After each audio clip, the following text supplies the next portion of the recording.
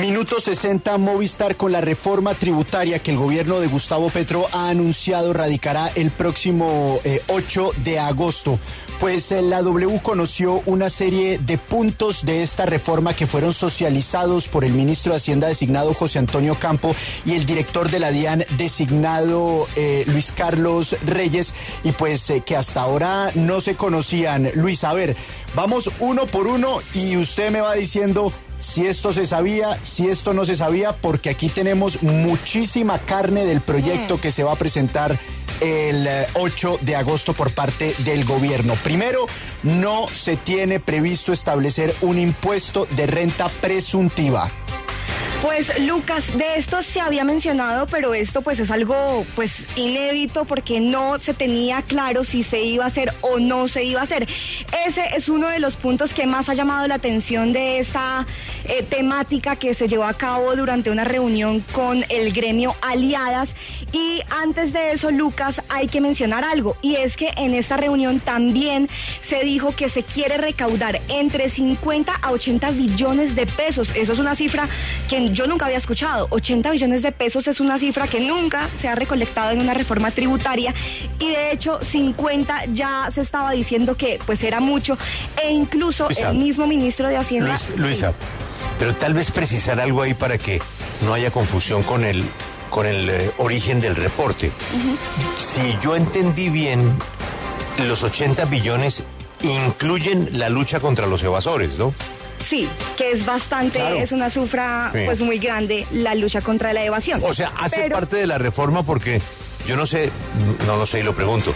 ¿Dentro de la reforma quedan los castigos a los evasores? Sí, sí, eso lo había dicho que era cárcel, y aquí lo dijo también Luis Carlos Reyes. Entonces, hace parte de la reforma lo de la evasión, lo cual hace parte entonces de la meta del gobierno, que serían 80 billones históricos, ¿no?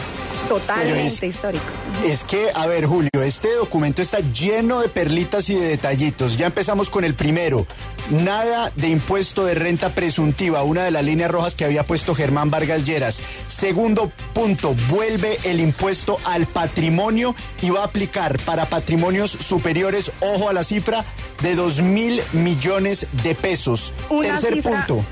Pero Lucas, una cifra superior, como usted lo decía más temprano, pues habíamos hablado de 1.000 millones, eso era lo que habíamos escuchado hasta el momento. Ahora hablamos de 2.000 millones de pesos, entonces bueno, cambia un poco aquí la situación. Luisa, otro punto que se aclara, todo el fin de semana hubo un debate de a cuánto iba a subir el impuesto a la ganancia ocasional, que hoy está en el 10%. Se acabó la especuladera. Aumento de ganancia ocasional, del impuesto a ganancia ocasional al 20%. Que para quienes de pronto no saben muy bien en qué consiste esto, es cuando una persona se gana alguna rifa, alguna lotería, alguna apuesta, algún premio, algún sorteo, pues tendrá que tener ese porcentaje de impuesto. Y otra cosita, una herencia, ¿no? También. Sí, señor. Y por ejemplo, si usted vende un apartamento, la ganancia adicional que usted percibe por cuenta de la venta, por ejemplo, de un inmueble, eso también está sujeto al impuesto de ganancia ocasional. Y ahí, Lucas, se acaba el truquito, porque su ganancia ocasional es sobre el valor que tiene registrada la propiedad, ¿no?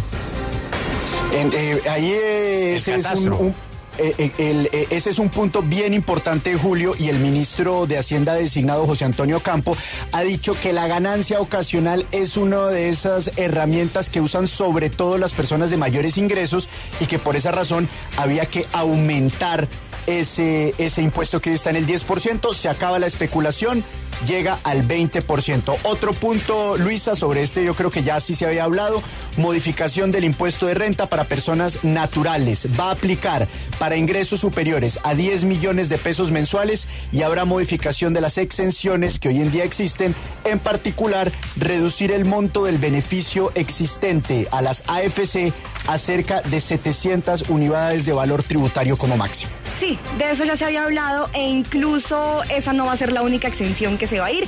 Él ya ha dicho que quieren quitar todas las exenciones que hay hoy para reducir el impuesto a la renta a personas naturales.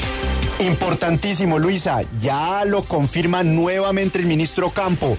En las zonas francas se va a poner un requisito mínimo de exportaciones para que se mantenga ese beneficio tributario. Las empresas que estando en zonas francas no cumplan con esa cuota tendrán que tributar a la renta sobre el 35%. Y habrá que ver qué dicen entonces los gremios de exportación, Lucas, porque pues este es un punto que muy seguramente pues les va a afectar a ellos directamente. Sí, señora, se meten con las zonas francas. Nos vamos al siguiente punto, ya lo había anunciado el ministro. Reforma tributaria tendrá impuestos saludables, es decir, a bebidas azucaradas y alimentos ultraprocesados. Ahí no hay ninguna novedad. Sigue igual. Séptimo punto, se está analizando la posibilidad de colocar un techo a la magnitud del descuento del IVA de inversiones de capital. Pues Lucas, este tema a mí no me había sonado durante esta propuesta de reforma tributaria. Creo que es un elemento nuevo que se incluye aquí y pues vamos a ver cómo resulta este descuento del IVA, de cuánto sería y cómo sería pues que funcionaría esto.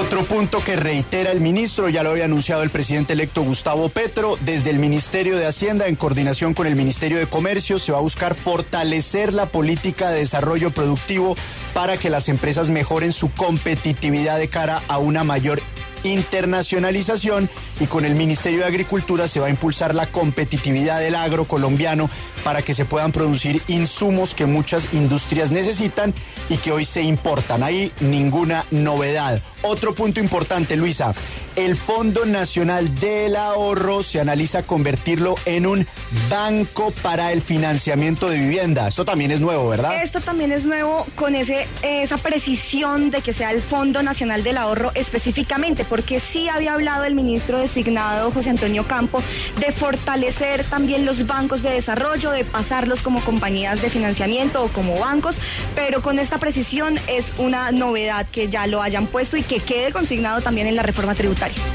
Y otro punto importante, el tema de la minería. Dijo el ministro en esa reunión con varios gremios, la minería de transición no se va a tocar y se va a buscar suplir las necesidades del mercado interno primero, con mucho énfasis en la explotación de níquel, de cobre y, muy importante, de litio. Estos son los 10 puntos principales, Julio. Vaya al último número de la revista Time y mire lo que está pasando en Argentina con el litio. Mire lo que está pasando con el litio en Argentina. Bueno, en España también, el tema del litio. Pues para allá iría también Colombia.